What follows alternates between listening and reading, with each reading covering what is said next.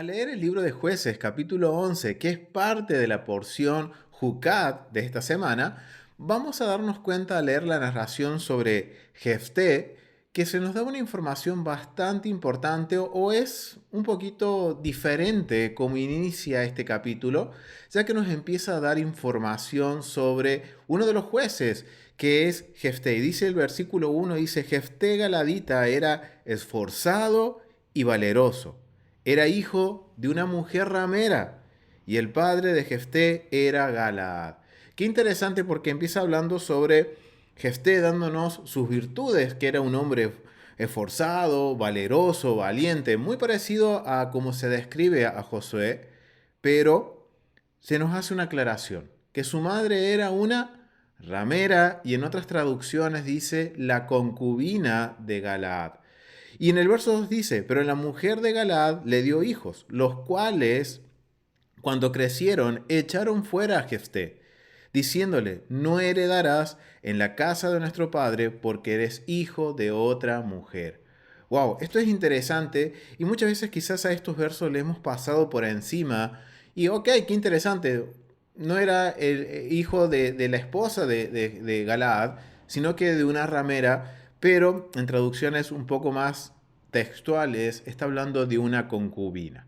Para poder entender lo que está sucediendo aquí, recuerden algo que nos enseñan los sabios, es que todo lo que está en la Torá tiene un propósito, tiene un significado y hay algo que nosotros podemos aprender. Entonces, para poder comprender el por qué el capítulo 11 comienza de esta forma, te invito a que vayamos a la metodología de estudio y nos enfoquemos en la esfera de honor y vergüenza. Esta esfera es muy importante para poder tener un panorama un poco más amplio y poder entender por qué comienza el capítulo 11 de esta forma, hablando bien de Jefté, pero aclarándonos de que no era hijo de la esposa de Galaad, sino que era de una concubina. Para poder entender esto, hay que profundizar un poquito más con respecto al tema de honor y vergüenza. Y para ello te invito a que consigas este recurso de David de Silva, que nos habla qué era el honor y la vergüenza, nos da un pequeño pantallazo de lo que era honor y vergüenza en la época antigua, principalmente en el primer siglo, en donde tuvo más auge lo que era el honor y la vergüenza, y obviamente lo vamos a ver muy presente también en los escritos del primer siglo. Algo bien interesante para poder entender lo que sucede en el capítulo 11 y por qué se nos presenta a Jefté de esta forma, a este juez de Israel, porque sabemos muy bien que después sus mismos hermanos son los que van y lo buscan para que los defiendan del rey de los amalecitas, de los amonitas, perdón. Y esto es algo bastante interesante y tenemos que entender por qué el Eterno nos permite conocer la narración de la historia de Jefté, cómo era la vida de Jefté. Entonces hay algo que tenemos que entender, que el honor y la vergüenza en la cultura antigua, de acuerdo a lo que nos menciona David da Silva en su recurso, es que era muy importante. Era la base de la sociedad. La sociedad funcionaba a través de este sistema de honor y vergüenza, que era tan importante que la verdad las personas perseguían más el honor que el oro y la plata. Y algo para poder entender lo importante que era, en el recurso de David da Silva nos menciona algunos, podemos decir, recuerden que él se enfoca más a lo que es el primer siglo, pero nos está mencionando algunos pensadores o algunos filósofos del primer siglo y miren, para que tengamos una noción de lo que era el honor, cómo era lo que este sistema social en donde todo era a través del honor. Miren cómo lo percibía Séneca a este funcionamiento de la sociedad, que era un estadista y filósofo romano del primer siglo y escribe, lo que es honorable se considera querido por ninguna otra razón que no sea porque es honorable. Séneca afirma que el honor es deseable en sí mismo y que la deshonra, la vergüenza, es indeseable en sí misma. Mire cómo lo está definiendo este sistema social Séneca. Al igual que Isócrates, uno también, otro orador ateniense que era el mayor de Aristóteles, informa a sus jóvenes alumnos que si bien el honor con el placer era un gran bien, miren cómo lo define, el honor con el placer era un gran bien, pero el placer sin el honor era el peor mal. Wow, miren cómo lo está definiendo Isócrates. Esto nos está dando una perspectiva del contexto cultural social en primer siglo y también esto, obviamente, si esto era importante en primer siglo, ¿cuánto más en la época del Antiguo Medio Oriente? Miren cómo también Isócrates percibe el honor. También coloca el valor del honor por encima de la seguridad personal. O sea, cueste lo que cueste, está diciendo Isócrates, hay que perseguir el honor, hay que ser honorable. Y miren lo que dice Quintiliano, un maestro de la retórica de fines del siglo I de la era común, y sostiene lo siguiente sobre lo honorable como el factor fundamental para convencer a las personas que adopten o eviten un curso de acción. O sea, el honor para Quintiliano era un método para influenciar a personas o imponer una idea. Si la persona era honorable, considerada por el público honorable, entonces iba a influenciar sobre el curso de acción de la sociedad. ¡Wow!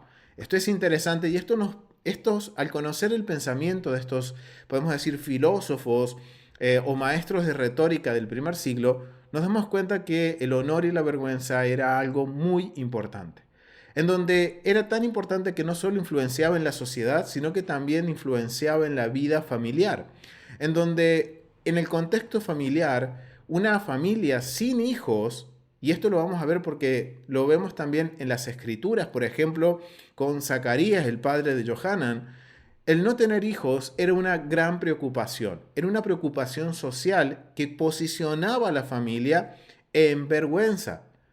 Ahora podemos comprender por qué inicia el capítulo 11 mencionándonos que Galaad tuvo a su primer hijo, nos da a entender que su primer hijo fue con una ramera, de acuerdo a la Reina Valera, pero a través del Humash nos dice que era una concubina. O sea, estuvo con otra mujer y tuvo un hijo con otra mujer que dentro de los parámetros sociales era lo correcto para preservar el honor de la familia. Y después su mujer le dio hijos.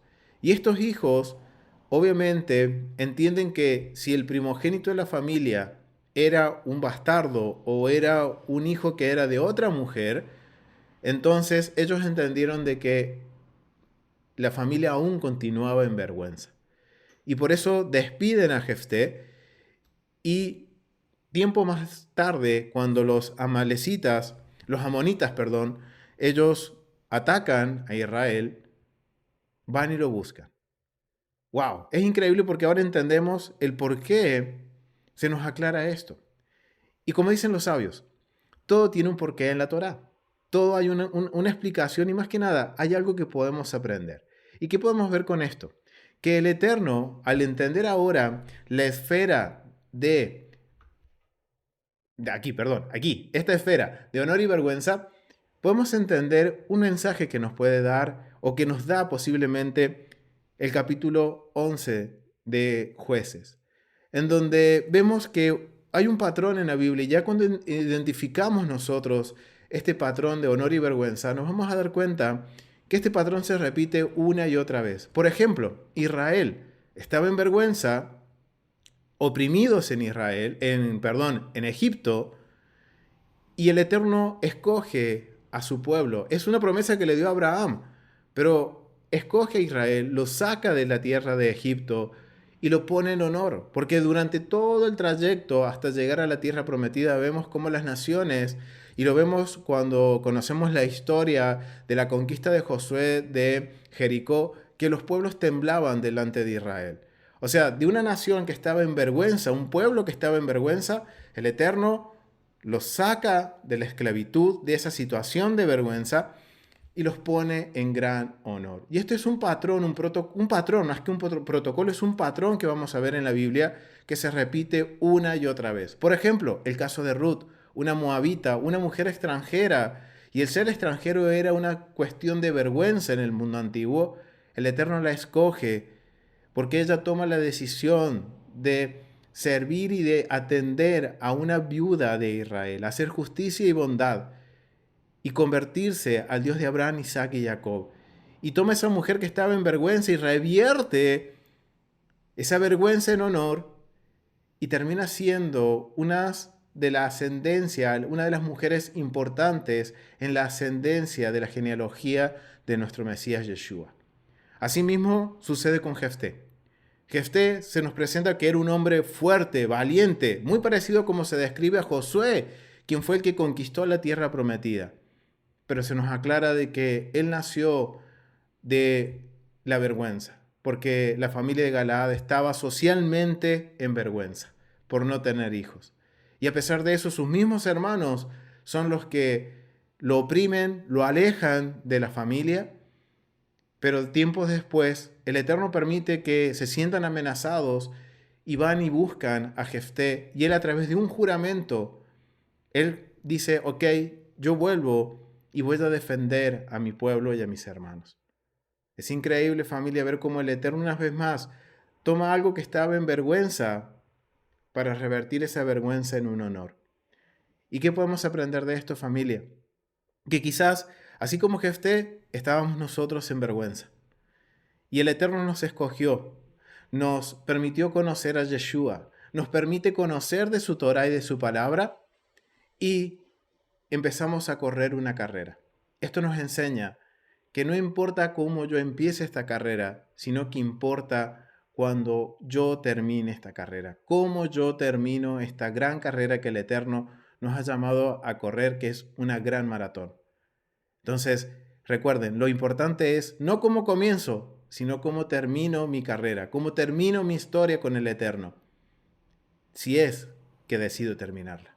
Entonces, qué importante es conocer lo que es honor y vergüenza. Quiero invitarte a que te suscribas a tesorosdeltemplo.com y te unas al grupo de metodología a través de este QR para que te mantengas informado de todos los eventos de los del camino.